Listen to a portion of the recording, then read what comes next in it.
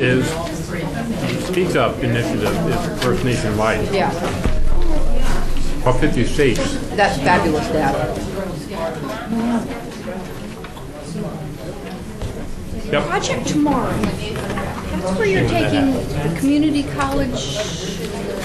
We're about to go to our luncheon keynote speaker. Before I do that, let me just make an announcement, if I could. Number one, everyone is encouraged to continue munching. We have the permission of the keynote speaker to do that. And then I wanted to let you know that we're going to continue this discussion on education, K through 12 education, the way in which pragmatic partnerships can foster it. Tomorrow morning, up on the Hill, we're going to be in a subcommittee hearing room of House Science and Technology Committee, room 2325 in the Rayburn building. And we'll start early, but about 9 o'clock, Mr. Baird from the committee, who chairs the subcommittee on research and education, will join us to give an overview of where he thinks the Congress is going, and we'll have a chance to say we'd be delighted to send him all the information he could possibly need. Well, now it is my great pleasure to introduce Sherry Bollert, in fact, the former chair of the committee that I just mentioned.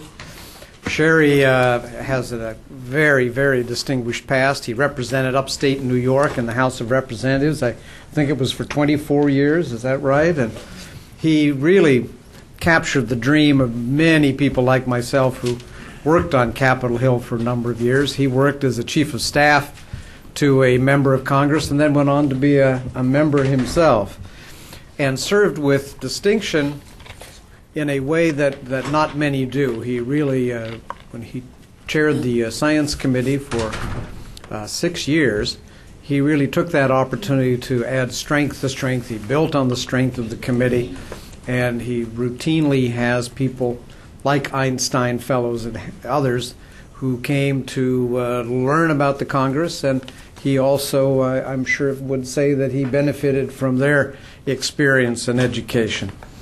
He is, of course, I have to say that I think the principal accomplishment, the real star on the resume, is that he was a public policy scholar here at the Woodrow Wilson Center for 6 months, those first 6 months after he left the Congress. Sherry, the floor is yours. Thank you very much. And continue eating, because I know you waited for the sumptuous lunch for a long time and we're running behind schedule. But I'm used to it, because one of the things I did when I retired, I said yes to a call asking me if I would agree to teach a course in public policy to the Boston University students spending a semester in Washington. And they come down and they've got a nice building on Connecticut Avenue. And during the day, these bright young kids, juniors and seniors in the honors program, so they're A students, and advanced in terms of their undergraduate education. They would spend the day on Capitol Hill and interning for Obama and Clinton and Durbin and all the luminaries up there, mostly in the Senate. And then they would come back at night and have these classes. And I had new appreciation for academics. I taught this class 14 weeks, 3 hours every Wednesday night from 7 to 10 o'clock. In a moment of weakness, I said to the person offering me this challenging assignment, "Oh, sure, I'd love to do that. I speak to students all the time." Then they told me I had to develop a syllabus. Then I appreciated I had to read what I assigned. And then I further appreciated I was going to be challenged. These are bright kids, and I better have some answers.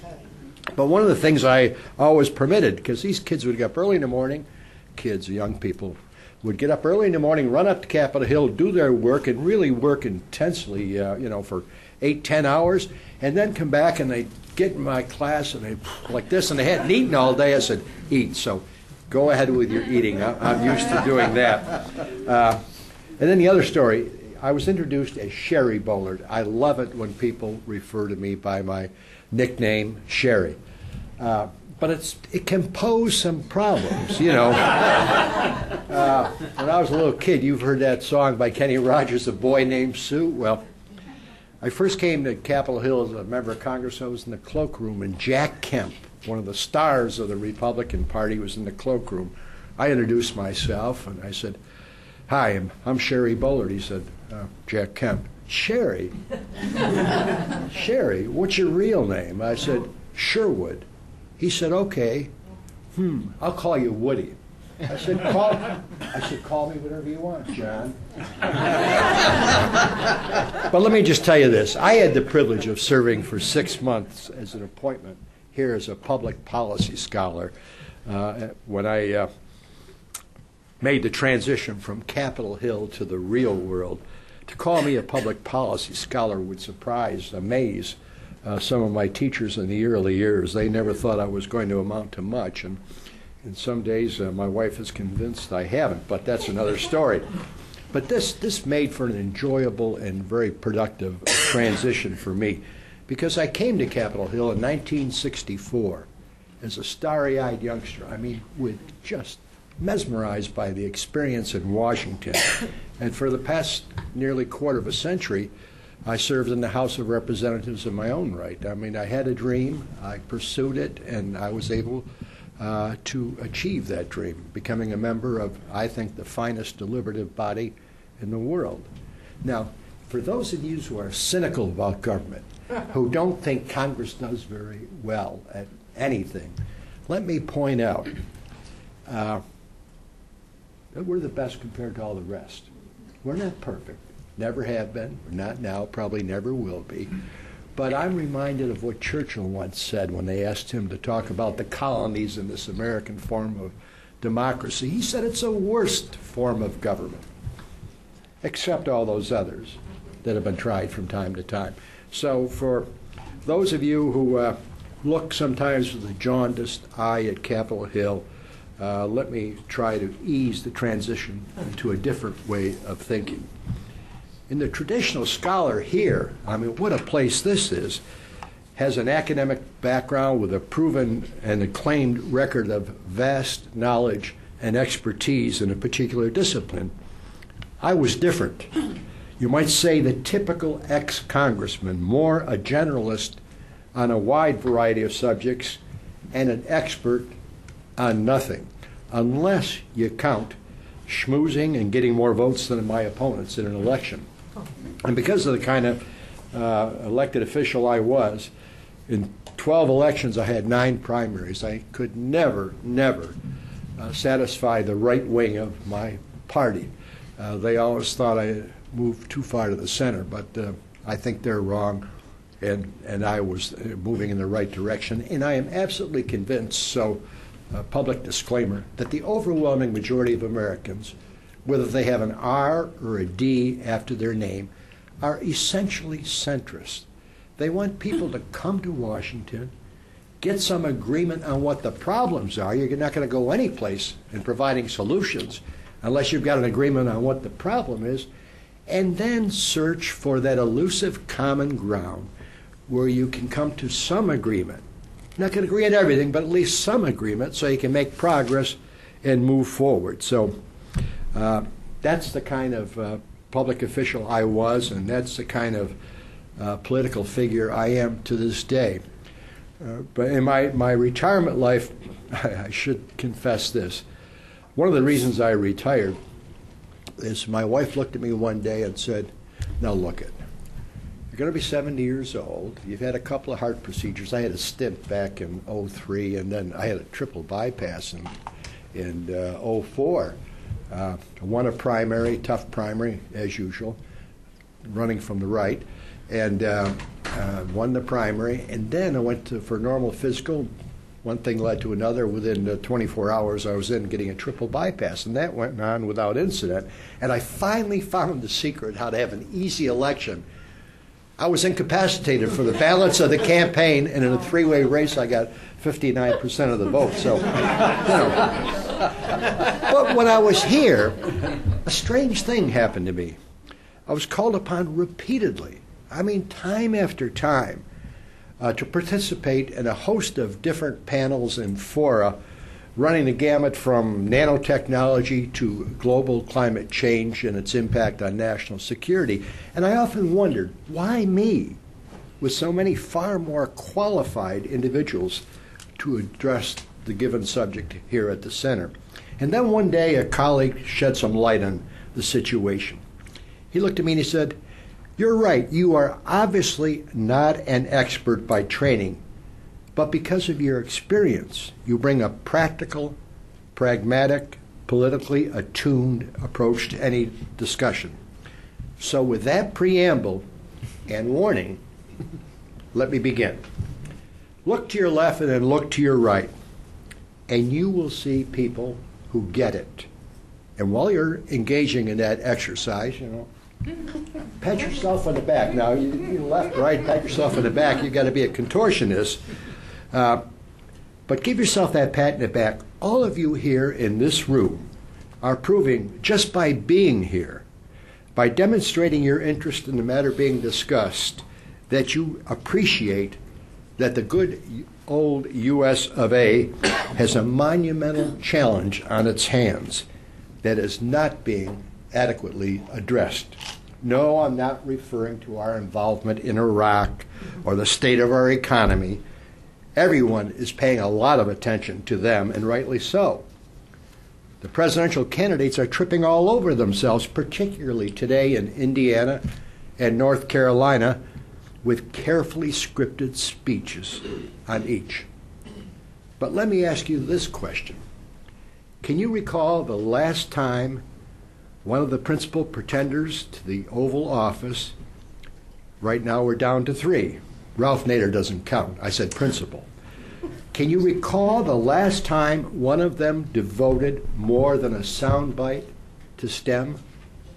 Or can you recall hearing Tim Russert or George Stephanopoulos or any other of the dozens of TV interviewers corralling one of the candidates for yet another in the endless discussions of the so-called big issues mentioning STEM education? Obviously, I'm aware of the answer. You shouldn't ask questions that you don't know the answer to. And unfortunately, the answer is no. We shouldn't feel alone, however. Global climate change, which is so important to the future of the most important planet in the universe, the one we live on, is in the same category. But today, the topic is STEM. We have been bombarded, literally bombarded, with an in-depth analysis of the thinking of Clinton, McCain, and Obama. I'm politically correct. That's alphabetical order.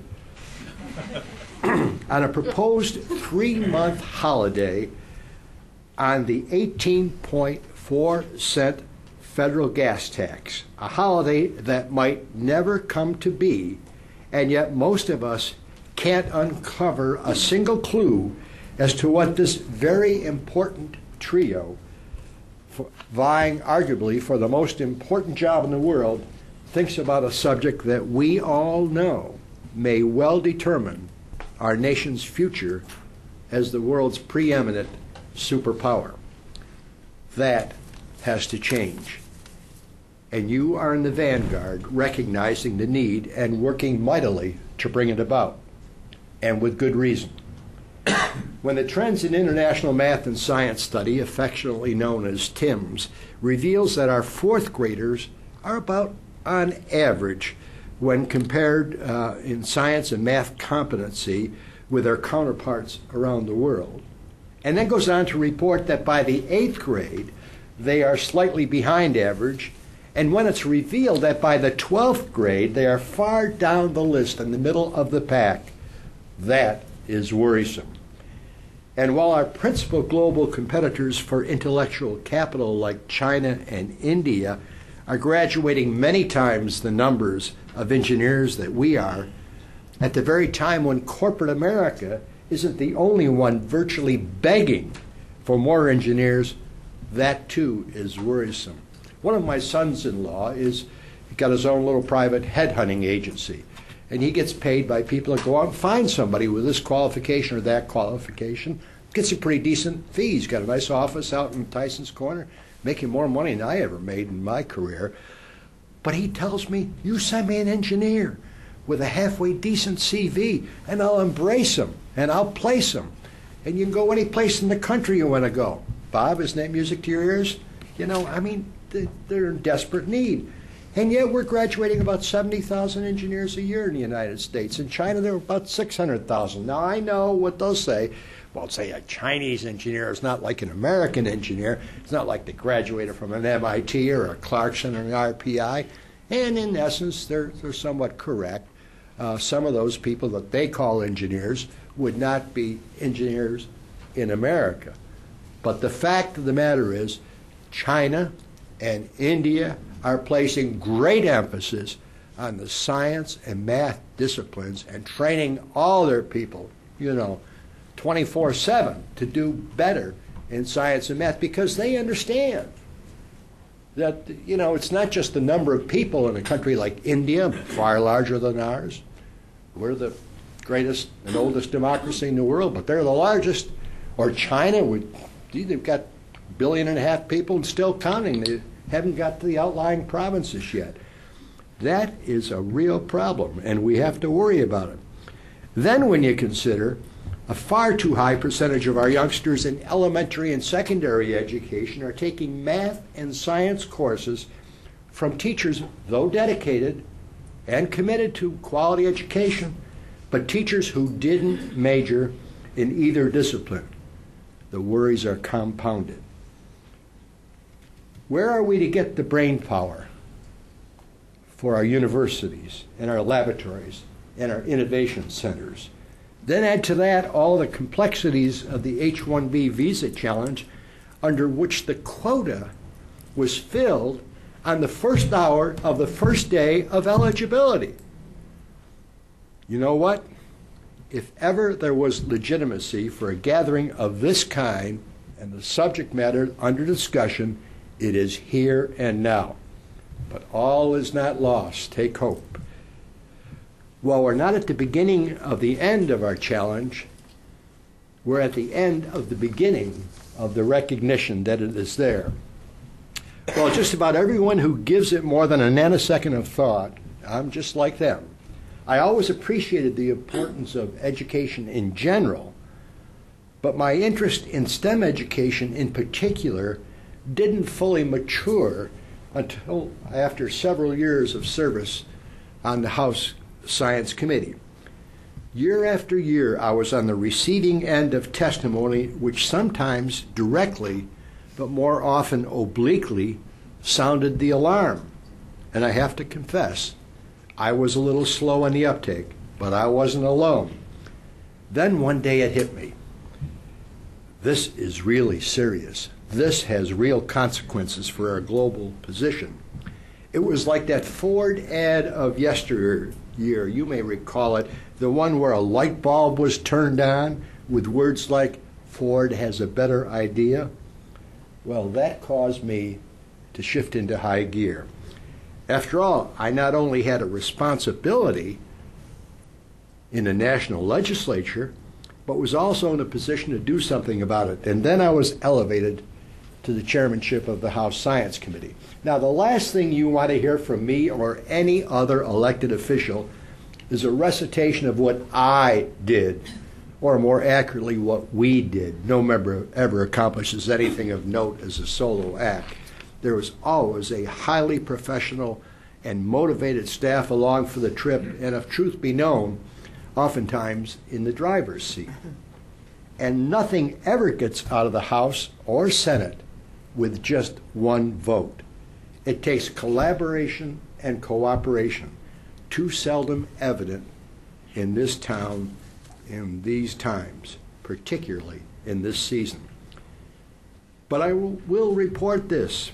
We on the Science Committee were consistently pushing for more money for the Education Directorate of the National Science Foundation. And we initiated the Math and Science Partnership and fought rating attempts to transfer it from the National Science Foundation, where it is and belongs, to the Department of Education. You leave education exclusively to the educators, and I guarantee you they'll screw it up. They need some output, some practical advice from the rest of the world. And we put NSF on a path for doubling its budget over 10 years. Keep in mind, this is an authorization. The appropriation in this two-step process is is the authority of a separate committee. And we argued that there has to be a significant shift in emphasis in the undergraduate and graduate level training of teachers. Hard to believe, but in the earlier days, we on the committee, and this was long before I became chairman, even encountered resistance to giving added emphasis to engineering at the National Science Foundation. As one of my boyhood friends, still in the old neighborhood, would say, go figure. With every story, there has to be a turning point, and we are there. I sound like Edward R. Murrow. Frustrated by the lack of progress in moving forward as rapidly as so many of us preferred, 4 of us on the Hill, Senators Lamar Alexander and Jeff Bingaman, and Congressman Bart Gordon, who is now the chairman of the Science Committee, called upon the National Academy of Sciences to respond to the following question. What are the top 10 actions in priority order that federal policymakers could take to enhance the science and technology enterprise so that the United States can successfully compete, prosper, and be secure in the global community of the 21st century? What strategy with several concrete steps could be used to implement each of these actions? Pretty straightforward, to the point. What we got in reply was a history-making document that so many of us have used as our guidebook ever since it was first published in the fall of 2005. The absolutely outstanding Rising Above the Gathering Storm. The panel, chaired by one of the truly great American public servants, Norm Augustine, the retired chairman and CEO of the Lockheed Martin Corporation, exceeded the fondest expectations of us all. In one readable, understandable document, we were provided with a blueprint and rationale for action. Let me pause here. If you haven't at least read the executive summary, Google it. Go to the National Academy of Sciences and publications and all that, and do yourself a favor. Get the executive summary. I've got a copy here. It's not very long, but it is very informative. Like that. Good reading. You can read it in a lunch break. And you know most of the stuff it's going to say in there. But it is an outstanding report. And everyone in America would do well to read it. More importantly, everyone in America would be well to be motivated to action by reading it. Shortly thereafter, after this report was issued, I had a memorable breakfast at the White House with the then budget director and now chief of staff, Josh Bolten. With me were Congressman Frank Wolf, the Key Appropriations Committee subcommittee chairman, and Congressman Vern Ehlers, a scientist, PhD in physics, a fellow of the American Physical Society. Surprise, surprise, he got assigned to the Science Committee, who was and remains a senior member of the Science Committee. We talked over a delightful breakfast in a super setting. Now, the White House mess hardly is the correct name for such a splendid venue, and over one of the finest mushroom omelets I have ever had. We made the case for significant increases in spending for R&D, for agencies like NSF and NIST, and places like the Office of Science and the Department of Energy. And we pushed for more funding for STEM education. Bolten listened attentively and asked questions indicating that he knew what we were talking about. Keep in mind, this was a rare instance when the authorizers, Bullard and Ehlers from the Science Committee, and the appropriator, Wolf, were talking from the same script. That doesn't happen very often in this town. We had added ammunition rising above the gathering storm. The big difference? This wasn't a small group from the Hill seeking more dollars in the accounts under their jurisdiction. That happens every day. What's new? And often with very valid reasons. Almost as often with nothing more than a desire to increase the authority of one subcommittee or another. This was a highly praised and well-documented account from some of the most respected leaders ever assembled from the business and academic world, and it had the imprimatur of the National Academy of Sciences. Most assuredly, that was one of the reasons why Bolton gave us so much of his limited time and attention. Keep in mind, this is right in the midst of preparing the budget. Trillions of dollars of expenditures over a number of years. Everybody wants to meet with the director of OMB to press a cause, make a case, and we were able to get time in his schedule. Not so much of who we were, but what we had, this report. And he couldn't ignore the report coming from Augustine, Craig Barrett, one of the founders of Intel, or Chuck Vest, the president of MIT. I mean, the list goes on and on. It's like a who's who in America. As we concluded, this very serious OMB director turned to me and said, in essence, "You've made a good case, and we're not short of worthy causes. But in this environment, where would we get the money?"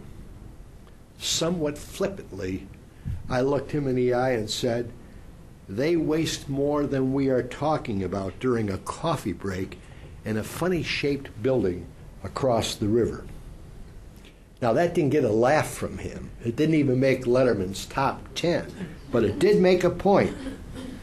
Keep this in mind. I've always been and remain convinced that national security is of the utmost importance. But I was also making a case that security is important in a whole number of other ways outside of the Pentagon and the DOD apparatus. And we're not secure as a nation for the future if we have an undereducated populace that can't compete.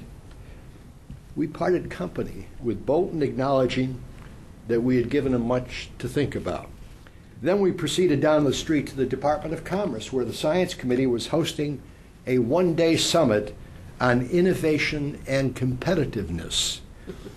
You know what, during this campaign, I mean, a lot of things are said by a lot of people, and I'm not showing any preference here, but up in Michigan, I was just stunned to see them all pandering to the electorate up there saying, we're going to bring those jobs back. Like hell they are. They're not coming back. There are going to be new jobs for the future, more technology-intensive jobs. And to fill those jobs, if we want to fill them here instead of outsourcing them or outshoring them, we've got to do a better job in STEM education. It's that basic, that simple. And these leaders over at the Department of Commerce at our Innovation and Competitiveness Summit included 4 members of the cabinet who stayed throughout the day, and one of my personal heroes, the previously mentioned Norm Augustine. And to no one's surprise, every speaker, every single one, talked about the federal investment in R&D and STEM education. Fast forward now several weeks to the day of the State of the Union address by the President of the United States. Throughout the day, I kept getting telephone calls from people like Jack Marburger, head of the Office of Science and Technology Policy, who is also science advisor to the President, as well as Sam Bodman, the Secretary of Energy, and Margaret Spellings, the Secretary of Education. Each said essentially the same thing. You and your associates are going to be happy with what is going to be said this evening. And when the big moment came, I was sitting in a crowded House chamber. It's electric. You just have no idea what it's like to be there. You've got all of the House and all the Senate. You've got the Cabinet. You've got the Joint Chiefs of Staff. You've got the Diplomatic Corps. Cheek to jowl, everybody's in this chamber focusing on one person with one message, not just to us, but to the world. Everyone is paying attention. And I sat there with a smile like a Cheshire cat because I could sense what was coming. And then those magic words, music to my ears, announcing the American Competitiveness Initiative. Those words were proclaimed by the President for all to hear. I pumped my arm in the air and said to myself, we're on our way, finally. That was more than 2 years ago, and we're not a whole lot farther ahead. Oh, I know, the American Competes Act, which is a new version of the American Competitiveness Initiative, has been enacted, and there have been modest increases in some areas of concern in spending, but I emphasize modest. Let me sum it up this way. The State of the Union message of hope came in early 2006, an election year. Committees of the House and Senate responded positively, but differently. And when that happens, as you know, a conference committee of the leaders from each body meets to resolve the differences and report back to the House and Senate the agreed upon compromise. That's the way it usually happens. Not this time. Remember, it was an election year. Individual appropriations bills were not approved. That is, the different House and Senate versions, despite the fact that the different versions had more money for the areas that we're most concerned about. But they couldn't resolve those differences. And one of the last actions before the Congress adjourned sine die was the passage of a continuing resolution, which essentially freezes the spending level at last year's approved amount, not allowing for new initiatives. And then the new year and a new Congress, but one that produced a dramatic shift in power and leadership. Republicans, like I am, were no longer in the majority. The people had spoken. And a new majority was in office. For the first time in history, a woman, Nancy Pelosi, was the Speaker of the House. I should add this as a matter of record. I was not a candidate for re-election, having announced my decision not to seek re-election and to retire from Congress the previous March 17th. I selected March 17th advisedly because that's St. Patrick's Day. And I figured after I made the statement, I'd go out with the guys and have a few beers and say, what the hell did I do and why? But that's beside the point. I was disappointed in the election because my side had lost. But I'm an eternal optimist. And every dark cloud has a silver lining, pardon that old cliche. And early in 2007, I picked up the morning paper, in this instance the New York Times, and read accounts of the historic first White House meeting of the new Speaker and the President. And guess what? Among other things, they talked about an area of agreement, the importance of advancing our competitiveness agenda. Still hope, still confidence that reason would prevail and all would eventually see the wisdom of our nation investing more of its resources on the research and development / STEM education agenda. But then what happened? You know the story as well as I do. In 2007, strong differences between the two parties, the House in one, the White House in the other, continued through the year, and agreements could not be reached on discretionary spending levels. And on into 2008. And what is 2008? Another election year, this one for the grand prize. So there we have it. A compelling case has been made, and effectively so, for these great United States to get moving in a number of directions. We'll leave it to others in other places for an in-depth discussion of the direction in which we should proceed on Iraq and the economy.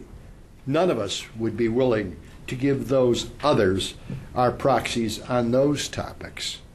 But all of us here would say with resoluteness that when where and how we move forward on STEM will impact every phase of activity in our future. We need an open and national dialogue, and we need action. Now, I was tempted to outline a proposal for you, but I'll resist that. I'll stop with some words of advice from Garrison Keillor, who is one of my favorites. And then I'll give you just a smidgen of my thinking on where we should go. Keillor is fond of saying, be well, do good work, and keep in touch. Thank you. Now for my proposal. I've taken it to the White House. I've suggested it to Bolton. I've suggested it to everyone I've met with over there, including a number of cabinet officers. I think the President of the United States should do with this very important subject, competitiveness, the need for more investment in R&D, the need for more investment and more attention to STEM education, by convening a series of fora around the country exactly like he did to sell prescription drugs for the elderly. And here's what I would envision, because I went with him on a couple of those trips, primarily to a university setting. You get this big university auditorium, and they have to be thinking over there about legacy. There's only a few months left in this administration, and I think even the most partisan of Republicans would concede sort of mixed results. So, well, that's being kind, I suppose. All right, but legacy. How is the Bush II administration to be remembered? And I would suggest if you were on some of the great campuses of the country, like he was, and other venues on prescription drug benefits, we might get the same result. You'd convince America that we have to do it. We have to go forward. You could have this auditorium, and the President, quite honestly, is the best at this kind of a forum when he really believes something. I don't know how many of you have ever heard him talk about education. That's something he believes in deeply, the no child left behind. I mean, he just gets his juices flowing, and boy, he doesn't need some script, take the teleprompter. Oh, he speaks from the heart. That's when he's the best. And you could have this auditorium, and over here you'd have the university community. Boy, they would be cheering and applauding, because this means more investment, university-based research, more fellowships for doctoral candidates, more of everything that's so important to the survival of our great university research centers. And then next to them would be a whole contingent of people in the tech industry who recognize that the old way is the last century.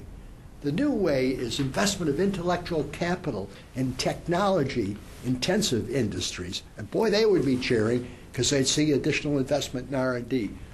And the next to them would be the educators, the science and math and everybody else teachers. Boy, they'd say, this is good. We're finally getting the attention we deserve. And everybody, and over here would be the union guys who get it, who understand that you're never going to make buggy whips again. The automobile, made them outdated. And you're never going to get a lot of things again that we used to make, because they're outdated. Technology has passed them by. There's a need for new products. You're seeing all the candidates talk about green technology. What does that mean? Global climate change is for real. But we can deal with it in a way that's not going to unemploy tens of thousands of millions of Americans. It's going to provide job opportunities, not just here in the United States, but job opportunities to sell our products around the world. We're the most creative people going, but we're losing our market share. And they would all stand up and cheer. And the result would be people would be writing their congressmen, saying, you've got to do a better job. You've got to vote for more for science and math and technology education. You've got to do more. You've got to invest more for research and development, because our future depends on it. And you know what? They would be right. Our future does depend on it. Thank you.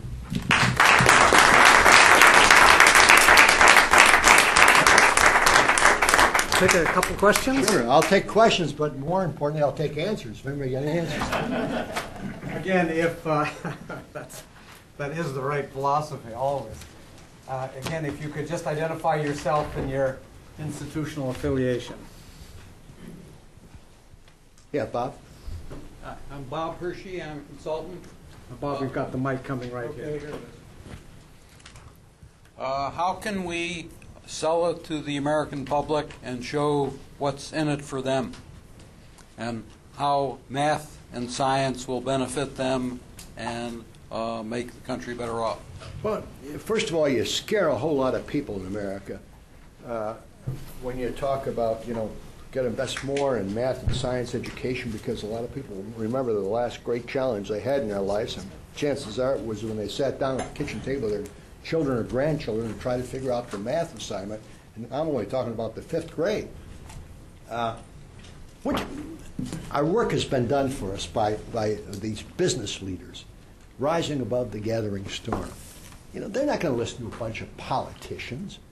Quite frankly, people are sort of turned off, and in some minds, politician is negative, but it's never negative in my mind. I know there are jerks, there are criminals, there are bad apples in every bunch. I'm Catholic, but that doesn't mean that all priests are pedophiles, you know what I mean? The fact of the matter is,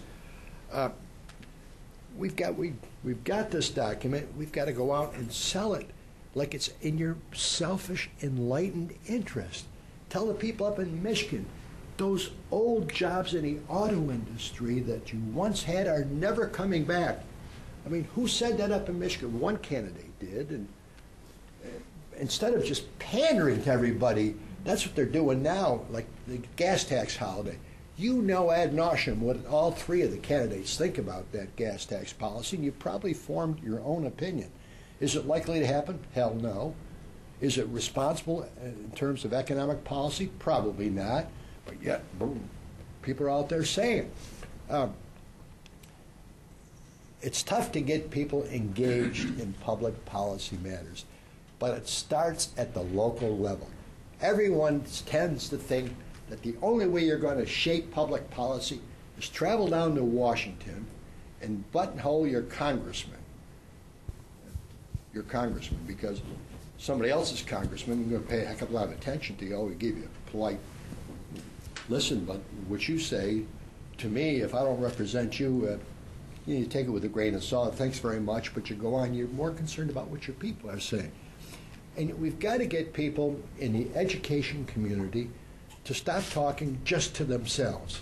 We've got to get people in the scientific community to stop talking just to themselves, because you get nods of approval. Yeah, we agree. We need to invest more in STEM. We need to invest more in R&D. But, you don't have to convince them. Don't waste all your time talking to your colleagues. Waste your time, not wasting, but invest your time on an outreach program. Make a determined effort to speak to the Rotary Club or something, and take this report along. You can get copies from the Academy. You can get 100 copies. You're going to speak to the local Rotary. Give everybody that, give them an assignment. I mean, the last commencement address I made, I had a great speechwriter with me all through Congress. He's now teaching up at Harvard, David Golston, but just an absolutely super guy. I said to last year, I said, David, you got a year off. I'm going to write my own commencement speech, because I always had 2-3 commencement addresses every year. And I started my commencement address by giving everybody in the audience an assignment. I said, now, here's my message to graduates. I mean, it was longer than that, but I want you to go out and get 2 books and read them and heed them. Then I paused and I listened. They're looking at each other. The 2 books I recommended were The World is Flat by Tom Friedman. If you read that, you understand where we are today and what the future is all about. It's not about yesterday. It's not about where we were. It's about where we need to go. And the second, and that's one of the best-selling books of the past several decades. And the second book I recommended, this caught a lot of people by surprise, was A Team of Rivals by Doris Kearns Goodwin. She won a Pulitzer Prize for that. But it showed the genius of Lincoln. I always thought he was about 10 feet tall. I didn't realize he was 15 feet tall. What he did when he got elected, after a bitter election, is name his principal rivals to key positions in his administration. William Henry Seward of Auburn, New York, which is an area I used to represent, Secretary of State, the plum assignment. People like that got all these jobs. And instead of being outside complaining about everything, he brought them inside, and they were arguing inside, but he benefited from their different points of view. And so the way to do it, the way to go forward, if you really want to do some missionary work, is whatever professional organization you're involved in, make it a policy of that organization to try to convince that organization you've got to do more outreach. And you can divide it up. You can use Rotary. This guy takes the Rotary. This guy takes the Kiwanis. This guy takes some other organization. Everybody gets an assignment. You got to write 3 letters to the editor. Why it's so important to invest in this? Why should these signs for engineers go unanswered? Because we don't have the engineers that are qualified, a number of them, in the quantity we need. Why are we all bemoaning the fact that we don't get more than 65,000 H-1B visas? Why are we outsourcing so many jobs? You think all American business people sit back in a room and say, let's move to India, boy, we can buy on the cheap there. No, a lot of them are going overseas because they can't get the talent they need right here. So if you leave an assignment like this to somebody else, well, shame on you. If you really believe in it, take action at the local level to try to do it. And if more people like you in their communities did the same thing, pretty soon it would expand. Then write to your congressperson or your senators and say, this is what I think and this is why I think it. Don't give them a 48-page thing. Some intern will read it, the member won't read it. But give them a real, down-to-earth a summary of what you feel and why it's so important to that congressman's district, the people he represents. That's how you do it. Yes, sir. Thank you, Congressman, for those inspirational words. I really appreciated it, but I need some more inspiration. My name, I introduced myself earlier, Al Soyster. I'm an engineer and former university professor. I feel somewhat that we had things possibly within our grasp with this American Competes Act, and it sort of slipped away. And the document that you refer to is certainly the blueprint that many people have rallied around. Is it then not the case that this opportunity seemed to have slipped by, and what's going to happen in the future? Is it an issue? I'm really new to town. I always read this paper every day, the Washington Post, and I'm always depressed that there's very little technology and engineering ever in the editorial page or the public opinion page. And as long as in our Congress, I think, what do we have, 535 senators and Congress people, probably 500 are lawyers. The number of scientific the number of scientific people that we put into these decision-making positions is so minimal. One's forecast for the future, why should it be any different than what we've already endured? Well, let me say to you, you're an engineer, so I assume you're IEEE, you're one of those professional organizations. Spend some time and develop a work plan within your organization to convince Congress. You do it member by member that they've got to pay attention to this. They've got to be involved, and you're going to hold them accountable if they're not. That's the way to do it. But where are you from? Massachusetts. And do you know who your congressperson is? I do indeed. Would you care to share the name? Barney Frank. Yeah. I mean, Barney Frank is one of the brightest guys I've ever met in my life. You read the Washington Post yesterday, you'd read good news. I'm going to drop him a note this afternoon. Because the housing crisis is such a significant problem right today. And Hank Paulson, who's the Secretary of Treasury, and Barney Frank, who's arguably far left of the Democrat Party, are working out some sort of compromise plan. They're actually talking together, working together. They're actually saying nice things about the other person's motivation. Kind of refreshing. And I don't think you'd have any trouble trying to convince Barney Frank of the wisdom of the words I have shared with you and the value of that report. So you already got him. You got to start working on the maybes or the doubtfuls. But you make sure you touch base with all those that are there, and so you cross them off your list. You don't ignore them, but you want to touch base with them. You appreciate their support, and then you start with the maybes, and you've got to convince them, and then the doubtfuls you save for last. But it has to happen. And once again, I would point out that Churchill absolutely was right. And this is the worst form of government, except all those others that have been tried from time to time.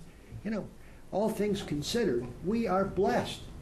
I know tens of millions of people around the world that would change places with us in a nanosecond because we have so much here.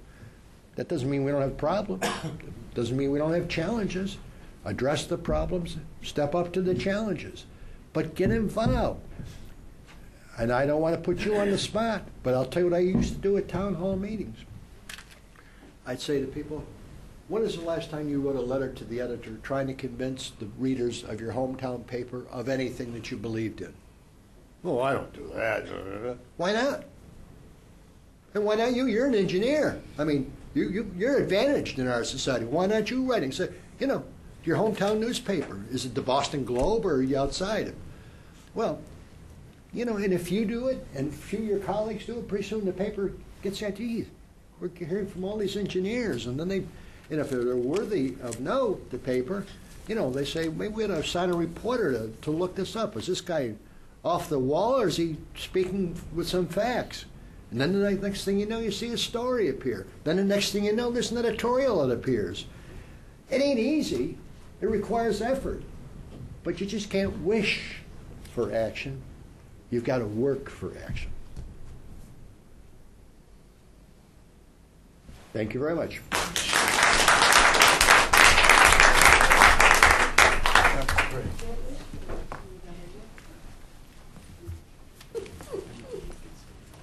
Well, thank you, Woody, for that was really to the point and inspirational and a very American call to roll up the other sleeve. Thank you again for coming. We at the Wilson Center Stage Program hope to continue to work in this area. We certainly will let you know what we're doing. And in addition, I want to remind you that tomorrow morning we have going to continue this discussion, room 2325 in the Rayburn House office building. We'd love to see you all there.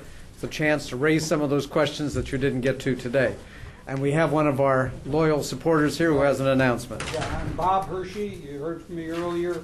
I wanted to call your attention to the Philosophical Society of Washington, which is the oldest scientific society, who is going to have famous speakers who've been referred to today. On September 12th, we're going to have Norm Augustine, a main author of Rising Above the Gathering Storm, and on December 12th, we're going to have Chuck Best, another author of it. And both of these are free. In fact, they're negative cost. There's free beer and cheese and crackers at the end. They're over at the Cosmos Club, which is at 22nd and Massachusetts Northwest in the Powell Auditorium. And you can find out the whole schedule of events. They're on Friday evenings at 8:15